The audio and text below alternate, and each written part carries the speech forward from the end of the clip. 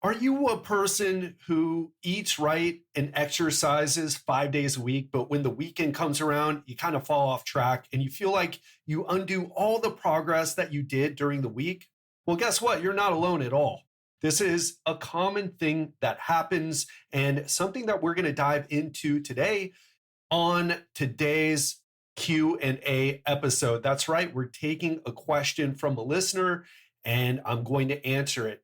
First of all, welcome back to the show. I'm your host, Ted Ryce, coach to entrepreneurs, executives, and other high performing professionals, and you're listening to the Legendary Life Podcast.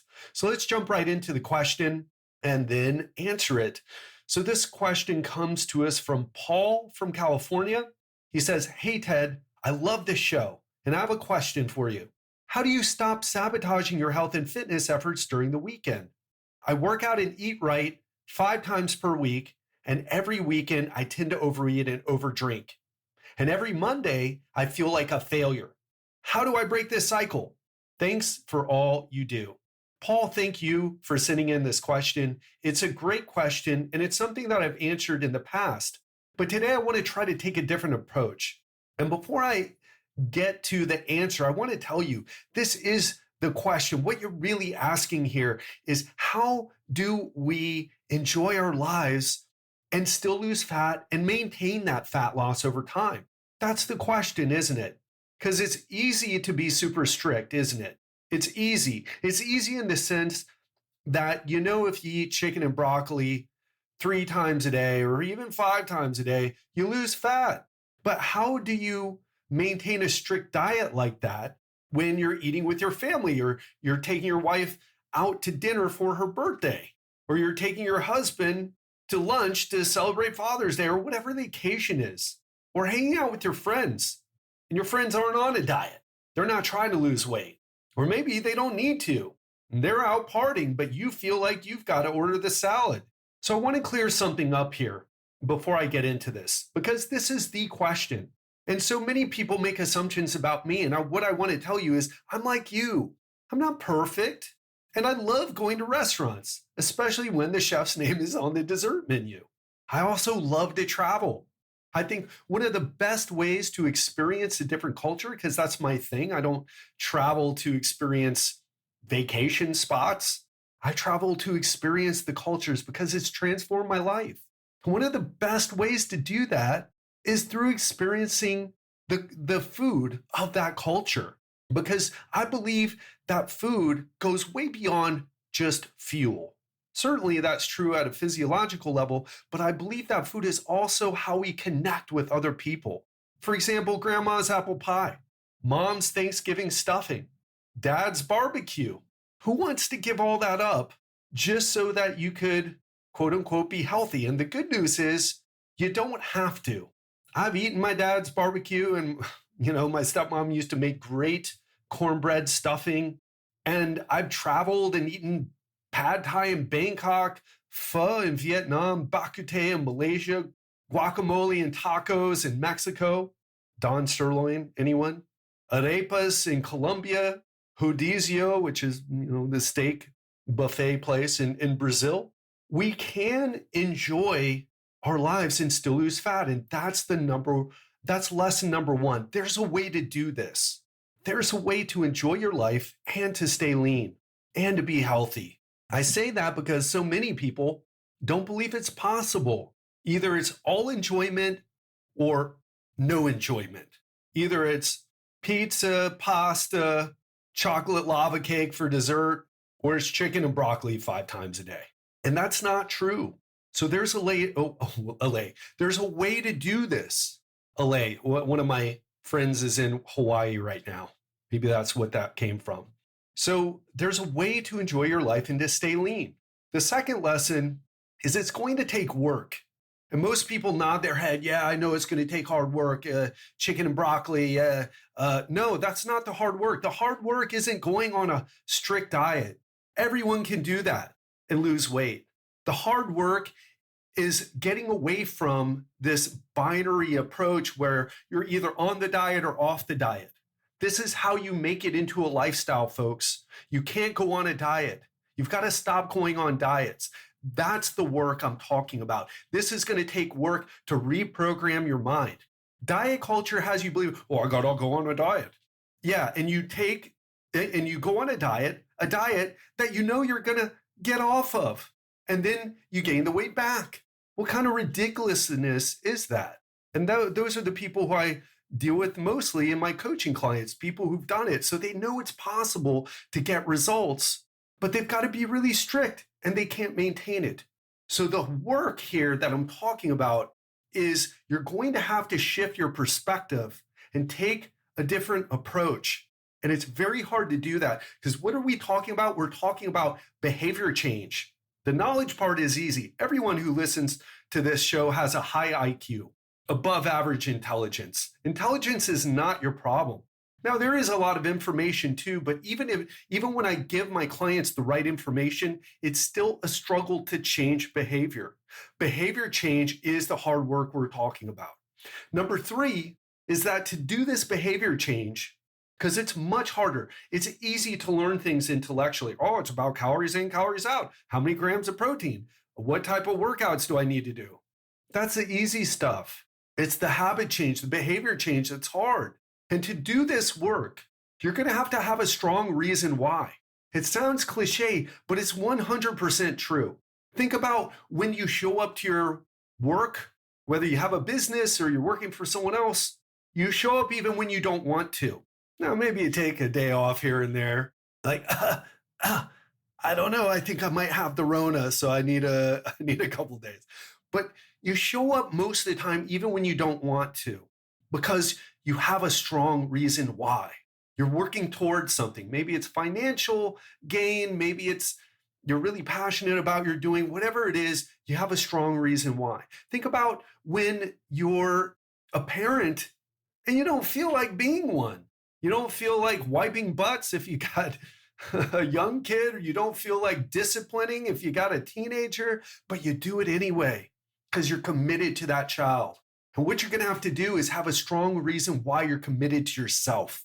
And I'll tell you something. Where do you get this from? That's a really good question. And I'll tell you a short story about what helped me recently. As many of you know, my dad passed away. I've shared that many times. What I probably haven't shared enough of is that when I went to Vero Beach, Florida, which is affectionately known as Heaven's Waiting Room, oh God, so terrible, Heaven's Waiting Room. One of the things that completely changed my view on this and made me take health and I was already taking health and fitness really seriously, but this is what changed the game for me. In Heaven's Waiting Room, Vero Beach, I saw people who were not living their lives, but were still alive. And their lives were being dependent on other people. They can't get around on their own, can't do things on their own, can't go shopping on their own, losing their independence, needing assisted living, needing nurses, needing physical therapists and occupational therapists, and not great ones that actually help you make progress, but ones that are paid by your Medicare, Medicaid, Medicare, I think, when you're 65, and they're not there inspiring you. They're out of shape. They're overworked. They need help themselves. And they see you and you're like, well, so far gone. They're not that motivated to take care of you. We have a long life expectancy in the United States, 76 for men, I believe, or 77. And I think it's like 80 for women, 81, 80 for women. Sorry for being off a few years there, but I don't want to interrupt to go look it up. But it's something like that. But what they don't tell you is that the years at the end of most people's lives are spent like those I'm talking about in Heaven's Waiting Room. Heaven's Waiting Room. I don't want to be in Heaven's Waiting Room is what I'm trying to say.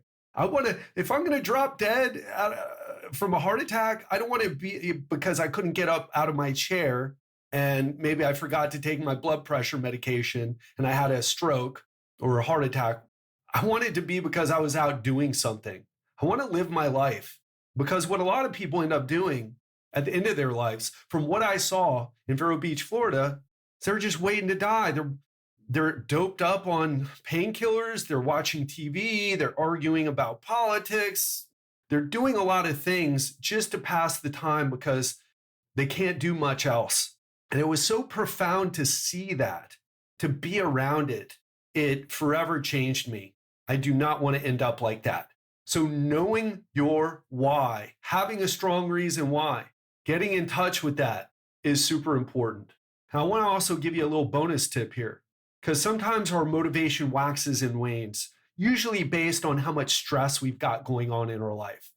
When the stress clears, we're like, oh gosh, okay, I've got a great moment here. Oh, wait a minute. Where did that belly come from? I must have been eating my emotions. I've got to do something about this. When that moment strikes, take advantage of it, because if it goes away, it might be a long time and a lot of pounds more before it comes again.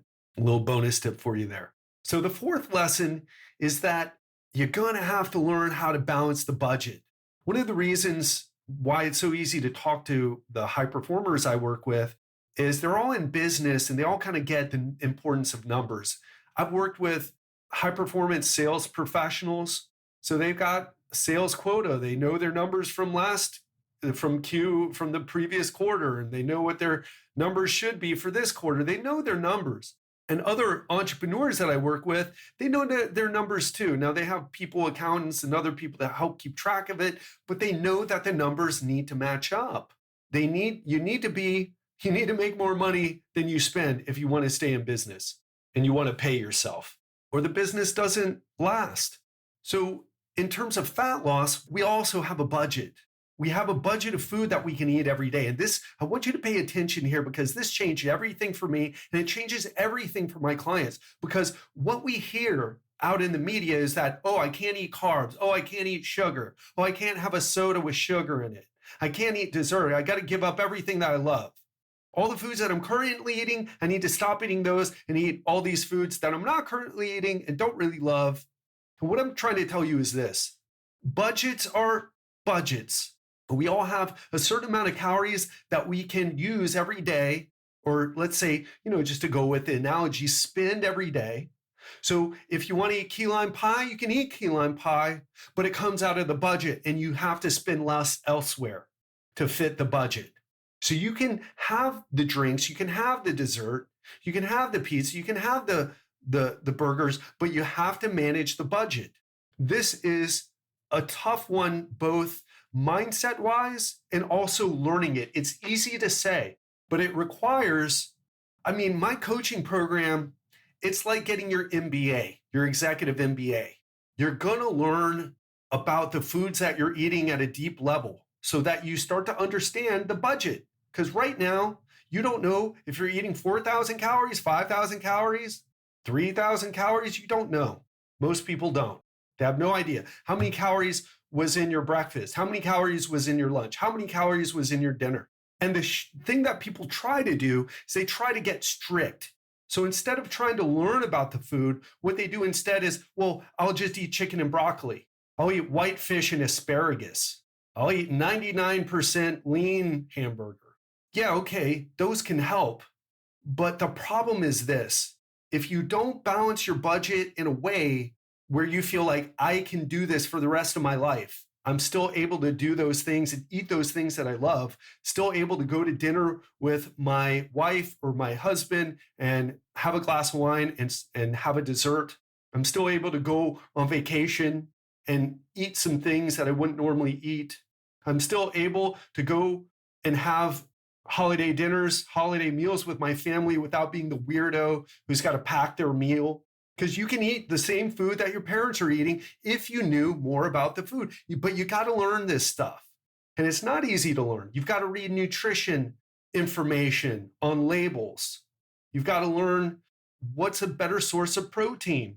You got to learn that a ribeye steak is 50% fat when it comes to where the calories come from. Most people think it's just protein. But I tell this example all the time, if we're in business and you own 50% of the business and I own 50% of the business, is it really your business? No, it's our business. And that's what it is with ribeye steak, for example. It's about 50% protein, 50% fat. But you don't know that unless you learn it. So you've got to learn how to balance the budget. And the last thing I'll say about this is that we all have meals that we don't care about. I just need to shove some food in my face so that hunger doesn't distract me from what I need to do today. We all have those meals. Then we have, oh my gosh, I can't wait to go out to this restaurant. I'm taking my wife, my husband out for dinner. It's my daughter's birthday and she wants me to share a piece of cake with her. Are you really going to tell your daughter, no, no, honey, daddy or mommy's on a diet, so he can't eat the cake. She can't eat the cake with you. You're screwing up if you're doing that. And you're teaching your kids your kids are going to come up with terrible issues with food. That's not the way to do it.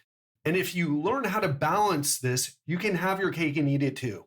Lesson 5 is be results oriented. So if you're making the changes, like Paul, maybe he hears this, he's like, okay, well, I said I'm eating well during the week, but let me journal or track on my FitnessPal what I'm eating during the week. Let me journal or my FitnessPal or track on my FitnessPal what I'm eating on the weekend. Let me really get a handle on what's going on and look for leverage on myself. Where can I have the chicken and broccoli meal, which is a bonus tip, lean protein and veggies for the meals that you don't care about, then enjoy the meals you do care about. Pretty easy to do. Well, simple, but sometimes not easy. But be results oriented. If you're not getting results, then something else needs to change. Be results oriented. My best body transformation, or the person I consider to be my best body transformation, given what his starting point was, what his end point was, and how long he's kept the weight off. Shout out to you, Jeff, if you're listening. He told me that he told me the number one lesson he learned from me was to be results oriented. And what that means is don't make excuses. It's not your metabolism. It's not post-menopause, pre-menopause. It's none of those things. It's your program isn't dialed in. Well, I'm tracking 1,200 calories on my FitnessPal. I'm not losing weight. No, something's off.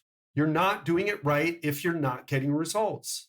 Now, our metabolism does slow down after 60, but it's like 0.8% per year. It's not a huge amount. So if you're under 70, you don't have a good excuse here. If you're under 70, you don't have it. If you're in your 40s, the only thing that slowed down is your ability, your awareness to realize how sedentary you are and how much food and drink, how many calories you eat and how many calories you drink and how much exercise you're really doing per day. Be results oriented. Don't give yourself a way out. And there's no pressure here. If you don't want to do any of this, don't do it. But don't make excuses. Be results oriented. And if you're not getting results, you're not doing the right thing. So either you need to challenge yourself to change what you're doing to get results, or just relax about it. No pressure here. Don't let society tell you need to look a certain way or be a certain way. But don't be in that middle where you're like, oh God, oh. You're unhappy, but not willing to change. It's a terrible place to be. So be results oriented. And 6 is, try this stuff out on your own. But if you're like a lot of people who end up coming to me, you've been doing this for years and you haven't figured it out. So realize if you haven't figured it out for years, you're going to need help to figure this out. It's as simple as that. I even needed help when in 2019, I knew how to get in shape in America, but I was in Bangkok, Thailand. And before that, I was in Bali, Indonesia. The food is different. The food environment's different. You don't just get Greek yogurt, non-fat Greek yogurt at the at the supermarket. That's not a thing that is easy to find in Asia. You have to change the foods. You have to know what's in the food. And that goes back to what I talked about earlier. You got to know what's in your food, the calories. You got to know what's lean, what's not lean. And through coaching, I was able to get down to a really low body fat and maintain it. In fact, if you look at the thumbnail for this podcast, that was taken in Bangkok. I actually got leaner than that when I was in Colombia. And when I was in Colombia, it was a different food environment, very different than Asia, completely different. And then in Brazil this year for 8 months, it's tricky.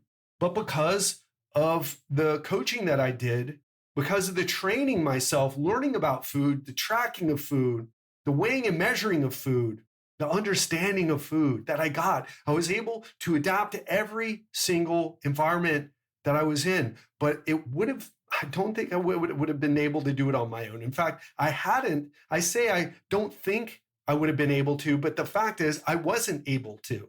I didn't have the accountability. I didn't have the motivation. I didn't have the talks with my coach. I can't wait to have him on the podcast. Eric, if you're listening, we got to set that up. Those talks really helped educate me, change my perspective. He taught me things and held me accountable to behaviors that I wasn't doing before. And you know what? It worked out for me to the point where I don't need a coach now. And if I hadn't done the coaching, I wouldn't have this level of understanding of food. And if you're struggling with this, the truth is the years that you've been trying are a good representation of the years to come in terms of results. In other words, you're probably just going to get more of the same. And I'm not saying there's anything wrong with that. It's about whether you think that's wrong or not, whether that's a problem for you or not. And if it is, you need help to figure it out. It's the best thing that I can tell you. Hire a coach. I hired a coach for Twitter. I paid thousands of dollars for someone to help me write better tweets and to help me grow my Twitter. I paid even more for business coaching for a year to take my business to the next level. Coaching it's not easy and it's not fast, but it is the easiest and fastest way to get the results that you want. However, it comes with a price tag. You got to ask yourself, is it really worth it to you? How much is this worth to you? But if it's worth a lot, then it's the best way to get results. For some of you, you're just here and you're dabbling, and that's cool. But for those of you who have the burning desire and you're trying to figure this out on your own and you're not getting results and you have years of the same behavior patterns, hiring a coach is the way out of that. That's all I've got for today. I hope you enjoyed this. Have an amazing weekend, and I'll speak to you on Monday.